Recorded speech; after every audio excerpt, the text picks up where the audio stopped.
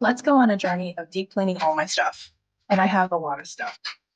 So we're going to put all of our things that we use, yes, including foams, inside of our ultrasonic cleaner, including all of our blades, which I need to remove and then clean the actual clippers too. It's actually not that bad. But don't know what other people use, but I use blade wash and Barbasol. This stuff is great for clipper. I need to go get more, dang it. I'm gonna power on my thing so it's on. I'm gonna put it for 80 degrees. We're gonna turn this on. And we're gonna let this do what it needs to do. Now that I have all of that going in the background, I have to clean these guys. So this is something a lot of people forget to clean because they just think they can clean the blade and they don't worry about this stuff, at least from what I've observed. But these are very important to clean off because they still harbor bacteria. I am actually going to go throw this in that cleaner too. Something that's important to know is that when you're cleaning off your tools with aerosol cleaner like this, you want to make sure you're wearing a mask and gloves because these are not good for you to inhale. They can cause health problems. I like to start by vacuuming out the tools themselves because they usually have some air in them. Now that that part's done, I like to actually take this and you spray just lightly, don't drown it because you don't want to ruin anything, but you still want to make sure it stays clean. And we will be oiling it too because it'll help with the rotary. Now I like to I use this specifically for cleaning off the stuff because sometimes it can get little hairs on it. They're hard to get out with a vacuum or with a rag. Just so I can make sure to get nice and clean because these things have little nooks and crannies that are really hard to clean out. So, now even with the brushing, there's still some stuff that's stuck in those little corners. And that's where I get these needle nose pliers in so I can get that stuff out. That's all the extra hair that I got out of just this thing with my dusty needle nose pliers. Now the last step for me for removing hair out of these things is I use my blow dryer and I blow it out, which is extremely noisy, so I will spare you that sound. Now that it's hair free and sparkly, it is basically ready to go. The last step for these for me is I use a little bit of clipper oil and I'll put it on the blade drive so that when it connects with the clippers, it has an easier time of kind of like doing its job. I'll let it run for a little bit so it can spread the oil. Just make sure it's nice and clean and see how it sounds too. It sounds really quiet because it's nice and clean. Now I just got to do the same thing for all of these, and then we are ready to check on our blades out too. Some of these are brand new, so I don't really have to do nearly as much to them because they're already pretty clean. Okay, now that all these are done, I'm going to go ahead and check on my blades now because they're in the ultrasonic cleaner, and I want to make sure that they are getting good.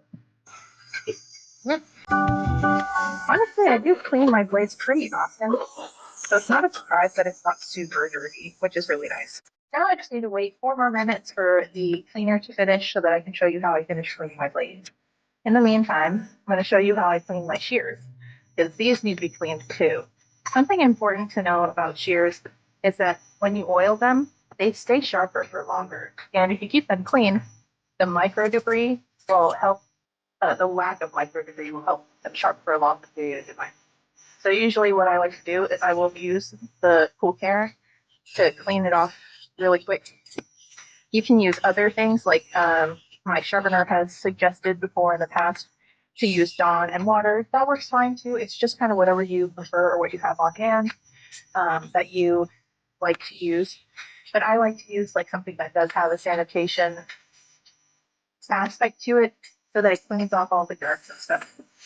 Because even if a dog is dirty, doesn't mean it can't have germs on it, like parasites and stuff. So you always want to make sure that you are protecting yourself and your customers by doing this between every pet. And I mean every pet. They're so cute. You have to follow the instructions for your disinfectant. a lot of different disinfectants have different amounts of time to leave it on the surface. This one is specifically to be left on for 10 minutes. So we're actually going to wait 10 minutes for this to allow it to do its job. You can't just spray it on and then wipe it off. While I'm waiting for this to finish as well, my blades should be ready. Looks like it's got 21 seconds left, which is perfect because then I can use the time waiting for these on the blades instead, which is nice. Even though I wash my tools a lot, look how much the ultrasonic cleaner got. Look at all those fuzzies. Oh my gosh. I gotta rinse these bad boys off. Now that I got my basket of goodies, I need to dry them off. The blade wash and the 42 has disinfectant in it. I could use more disinfectant if I want to, but these have been soaking in disinfectant for 25 minutes, so we are good. I'm just going to take the blades out of here and the combs and wipe them off, make sure they're nice and dry, and I'll put them back in my kit. These have an extra step to them. So whenever I get my blades out of the wash, I'll wipe them off and make sure they're dry. But hit them with the blow dryer to get all the water out from underneath so that it helps with preventing any rusting or any excess debris, like little tiny bits of debris that are left over. Even after an ultrasonic clean, even though that's super efficient, I still like to dry off my blades to make sure that they are dry and ready to go. And I will spare you the sound again because it is loud and very unpleasant to listen to, honestly. Oh, and I will actually, for my nail trimmers, I'll put a drop of clipper oil here. You can use mineral oil too, because clipper oil is just mineral oil most of the time. It helps with lubricating tools like this. Okay, now that these are dry, you want to oil them. So you want to listen to the manufacturer's instructions, but I like to do like a 6 to 7 point oiling. So I just oil it, and I run it over with my hand. You can use the clippers, like you just attach them and then turn the clippers on, but I like to just manually get that done. And then I allow it to soak. And I use a fresh new cleaning towel. I'll clean off the blade part.